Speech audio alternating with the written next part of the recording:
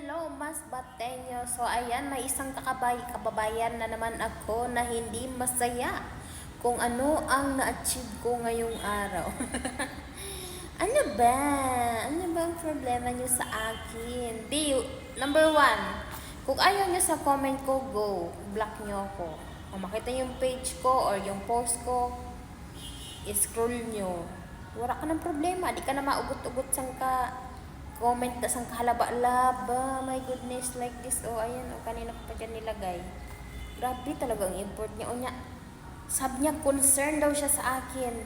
Concern? Bakit di? Ano ang nangyayari sa akin? Bakit ka concern? Ay, agoy sa imo.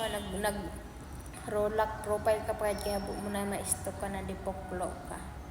But anyway, kung na naman ang naabutan sa iyo kababayan, kung na naman ang iya diskarte sa buhay, di nyo na pagpakiaraman, okay? Kung nabo nyo sa iya ginahimo, then go. Wara man namon ginalakuan amon mga video sa iyo, wara man namon in balay-balayan mga video namon na tok nagpatok kami sa iyo. Portahan na hoy, panuodan among video wara, okay? Magdiskarte ka mo sa iyo para magkaburuhay ka mo. Okay, kay kami nagadiskarte man kami sa amon para magkaburuhay kami. Walang pakialamanan sang kada iya na diskarte. Okay?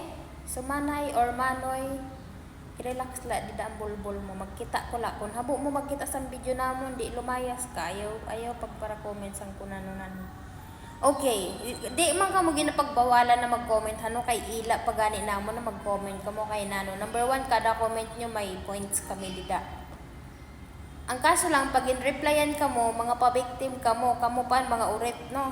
So, tani, di ka mo magka-urit kung gina-replyan ka mo kay